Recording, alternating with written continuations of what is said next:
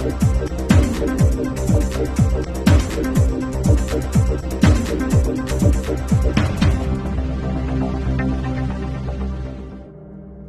ديال الاتيكيت، فاحنا اللي كيميز الجمعيه المغربيه لحقوق الانسان انها ماشي هي مكون موحد. هناك مكونات كل له رايه، كل له مواقفه، كل له تصوراته، ولكن الاساس انه في داخل الجمعيه وفي اجهزتها ما يتم التوافق بشانه او ما يتم اتخاذه من قرارات ومن مواقف فهو اللي كيحكمها، وبالتالي فمن حق اي واحد في الجمعيه باستثناء يعني اللي في الاجهزه ديالها واللي هم محكومين بالقرارات والمواقف اللي كتخذ، هما اللي ملزمين بهذيك المواقف والقرارات والمواقف الجمعيه هي اللي كتصدر عن اجهزتها الرسميه. وبالتالي فاحنا ما غاديش نمارسوا دور اللي ربما كيديروا المخزن، غنكموا الافواه ونكموا حق اي يعني عضو بالجمعيه ما من حقوش يفكر بشكل مختلف. فيما يتعلق بالتوقيع ديال العريضه، كنظن مواقف الجمعيه في الملف ديال اية الجيد واضحه بشكل كبير جدا.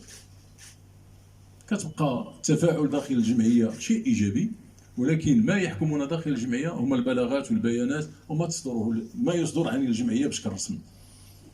فيما يتعلق بالاقليه الدينيه، كنظن اللي من خلال التقرير والمعطيات اللي عطينا واضحه، لا فيما يتعلق بالمسيحيه، لا فيما يتعلق بالشيعه، لا فيما يتعلق بالاقليات الاخرى. بالفعل كاين اضطهاد من خلال هذه الممارسات كامله اللي كاينه. يمكن هذه من ضمن الحقوق اللي ما كتناقش بزاف وما عطيش لها هامش كبير ديال النقاش، اللي مطلوب اننا نطوروا فيها النقاش بشكل كبير ونوقفوا عليها. اذا النقاش فيها فقط كيبان في رمضان، إن فوا كيفوت رمضان كيتراجع النقاش بشكل كبير، في حين على انه من بين النقاط الاساسيه اللي خصها تناقش لان حق من حقوق الانسان.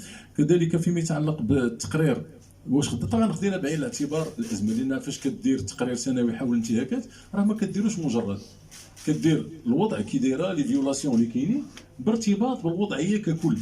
لان واخا غادي نقولوا 22 سنه الازمه، لان الا رجعنا ل 22 وشفنا المداخل ديال الفوسفات بشحال تزادت، كنلقاو ان كانت امكانيات كبيره ديال الفوسفات. تقريبا راه في واحد لا بيريود راه كانت واصله ما بين 70 حتى ل 75% في لي ريفوني ديال الفوسفات اللي تزاد سنه 22 مقابل 21.